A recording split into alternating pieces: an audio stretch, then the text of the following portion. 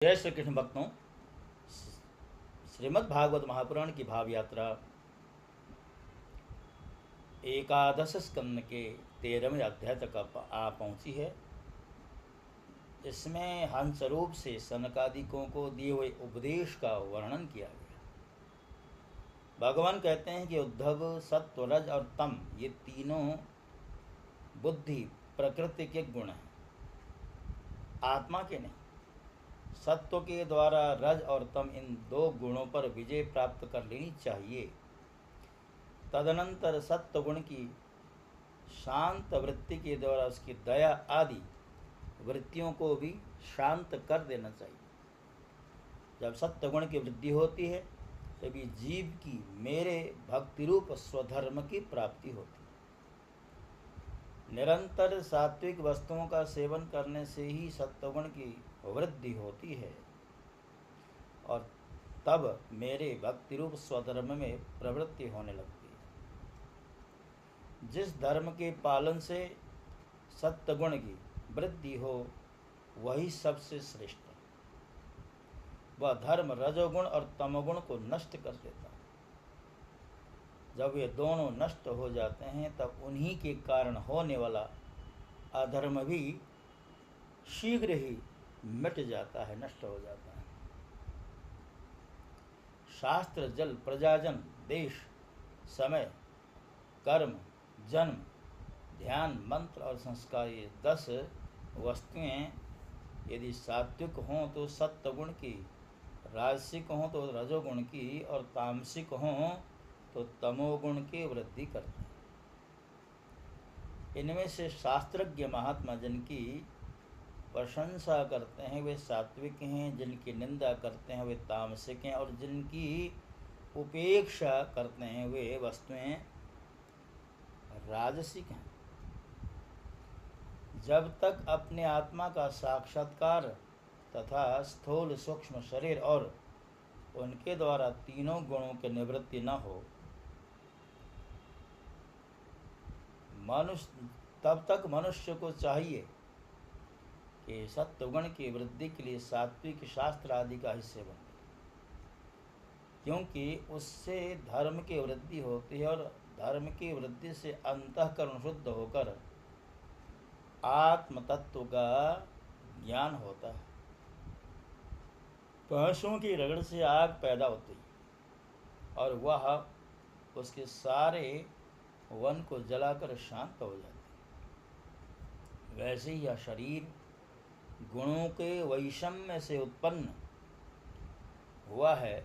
विचार द्वारा मंथन करने पर इससे ज्ञानाग्नि प्रज्वलित होती है और वह समस्त शरीरों एवं गुणों को भस्म करके स्वयं भी शांत हो जाता है।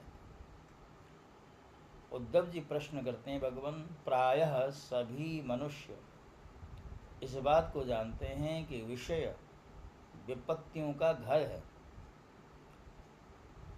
फिर भी वे कुत्ते, गधे और बकरे के समान दुख सहन करके भी उन्हीं को ही भोगते हैं। इसका क्या कारण?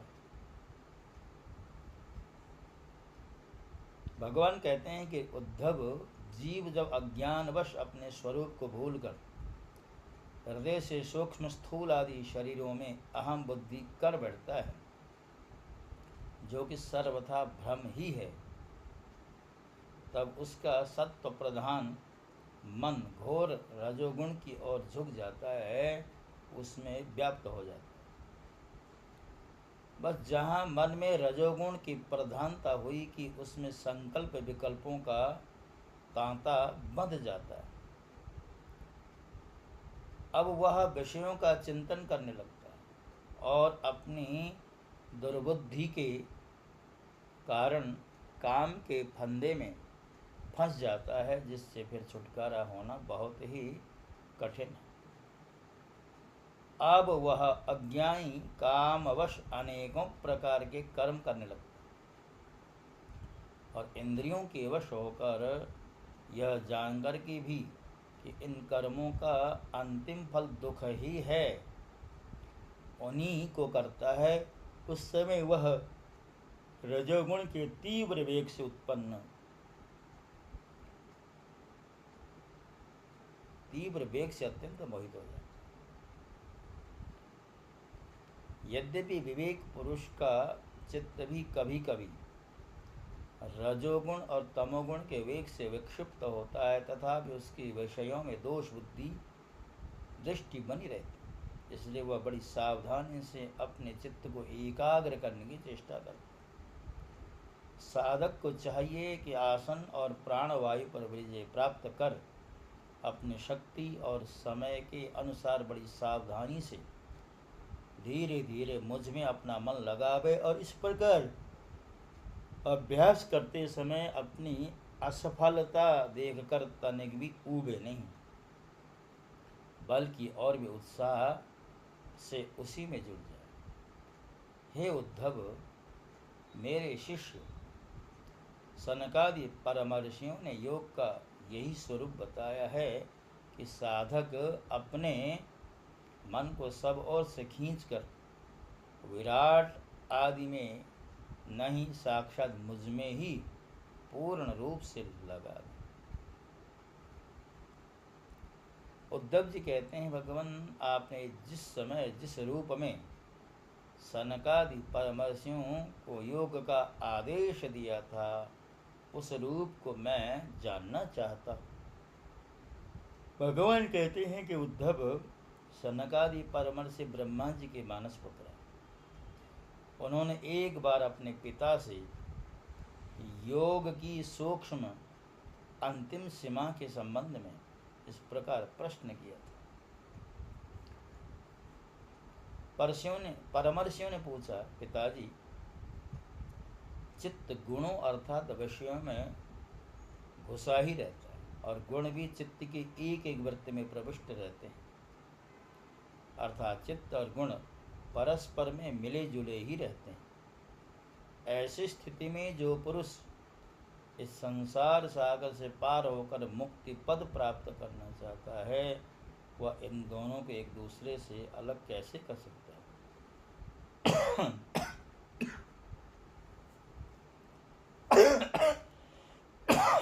भगवान कहते हैं, हे उद्धव, यद्यपि ब्रह्मा जी सब देवताओं के शिरोमणि स्वयंभू और प्राणियों के जन्मदाता हैं, फिर भी सनकादि परमर्षियों के इस प्रकार प्रश्न करने पर ध्यान करके भी वे इस प्रश्न का मूल कारण नहीं समझ सके, क्योंकि उनकी बुद्धि कर्म प्रवण थी। उद्धव, उस समय ब्रह्मा जी ने इस प्रश्न का उत्तर देने के लिए भक्ति भाव से मेरा चिंतन किया, तब मैं हंस का रूप धारण करके उनके समक्ष प्रकट हुआ। मुझे देख कर सनकादि ब्रह्मा जी को आगे करके मेरे पास आए और उन्होंने मेरे चरणों की वंदना करके मुझसे प्रश्न किया कि आप कौन हैं? हे उद्धव, सनकादि परमार्थ तत्व के जिज्ञासु थे, इसलिए उनके पूछने पर उस समय मैंने जो कुछ कहा वह मुझसे सुनो। ब्राह्मणों, यदि परमार्थ रूप वस्तु नानात्व से सर्वथा रहित है, तब आत्मा के संबंध में आप लोगों का ऐसा प्रश्न कैसे युक्ति संगत हो सकता है? अथवा मैं यदि उत्तर देने के लिए बोलूं, वे तो किस जाति गुण क्रिया और संबंध आदि का आश्रय लेकर उत्तर दें? देवता, मनुष्य, पशु पक्षी आदि सभी शरीर पंचभूतात्मक होने के कारण अभिन्न ही हैं और परमार्थ से भी अभिन्न हैं। ऐसी स्थिति में आप कौन हैं? आप लोगों का यह प्रश्न ही केवल वाणी का व्यवहार है, विचार पूर्वक नहीं है, अतः निरर्थक है। मन से, वाणी से, दृष्टि से तथा अन्य इंद्रियों से भी जो कुछ ग्रहण किया जाता है, वह सब मैं ही हूँ, मुझसे भिन्न कुछ भी नहीं है। यह सिद्धांत आप लोग तत्व विचार के द्वारा समझ लीजिए।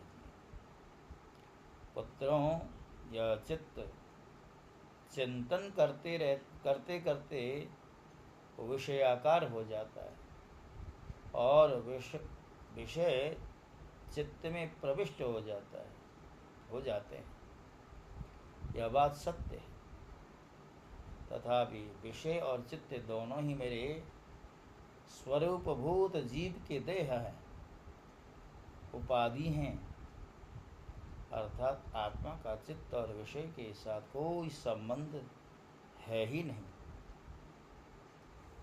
इसलिए बार बार विषयों का सेवन करते रहने से जो चित्त विषयों में आसक्त हो गया है और विषय भी चित्त में प्रविष्ट हो गए हैं, इन दोनों को अपने वास्तविक से अभिन्न मुझ परमात्मा का साक्षात्कार करके त्याग देना चाहिए।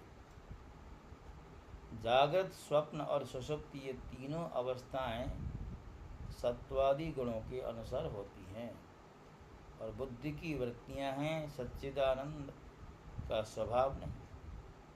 इन वृत्तियों का साक्षी होने के कारण जीव उनसे विलक्षण है या सिद्धांत, श्रुति, युक्ति और अनुभूति से युक्त है, क्योंकि बुद्धि वृत्तियों के द्वारा होने वाला यह संबंधन ही आत्मा में त्रिगुणमयी वृत्तियों का दान करता है। इसलिए तीनों अवस्थाओं से विलक्षण और उनसे अनुगत मुझ तुरीय तत्व में स्थित होकर इस बुद्धि के बंधन का परित्याग करना।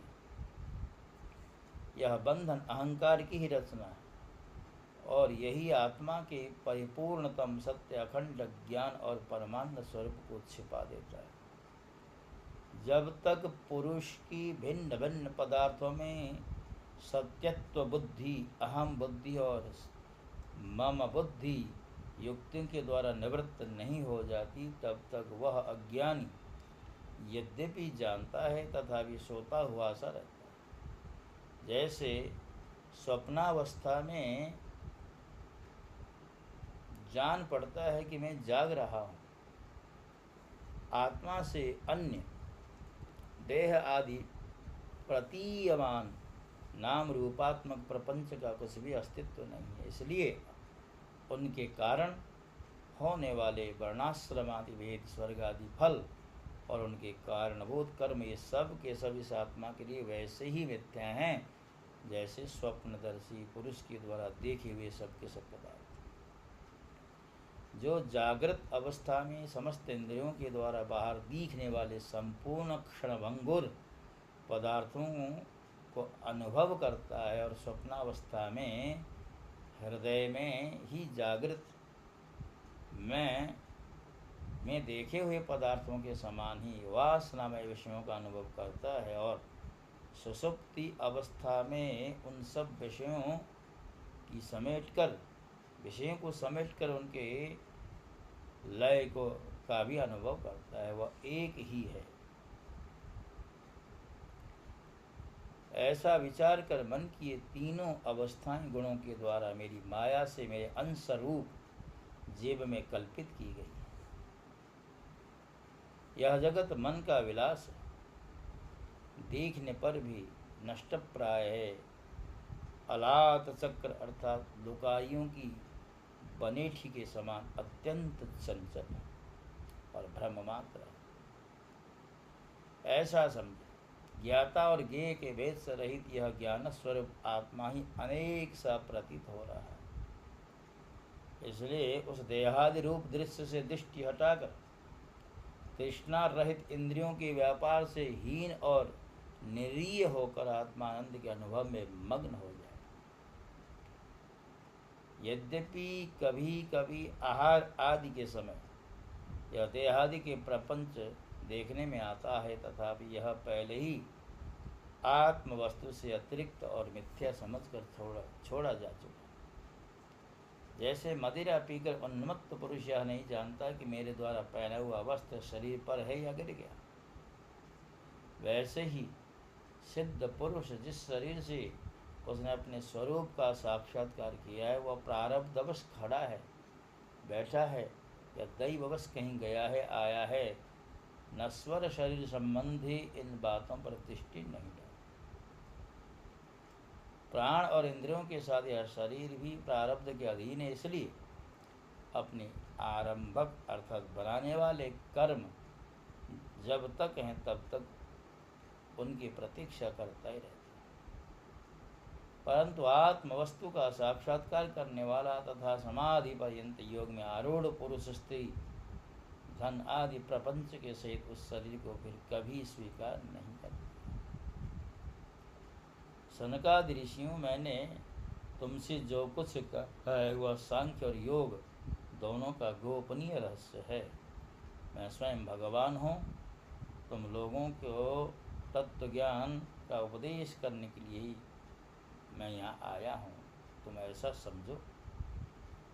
हे विप्रवरों, मैं योग सांख्य सत्य हित मधुर भाषण तेज श्री कीर्ति और दम इन सब का परम गति परम अधिष्ठान हूँ।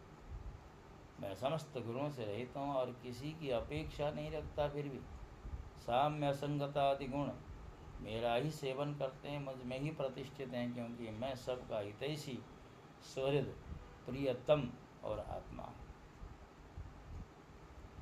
हे उद्धव, इस प्रकार मैंने सनकादि मुनियों के संशय मिटा दी। उन्होंने परम भक्ति से मेरी पूजा की और स्तुतियों द्वारा मेरी महिमा का गान किया।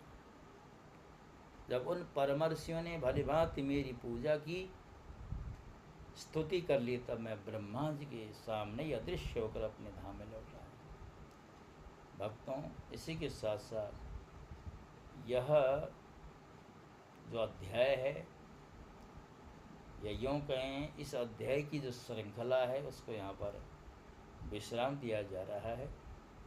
यदि आपको हमारा प्रयास अच्छा लग रहा है तो आप अवश्य हमारे चैनल को सब्सक्राइब कर दें। इन्हीं प्रार्थनाओं के साथ मैं आपसे विदा होता हूँ। ओम नमो भगवते वासुदेवाय।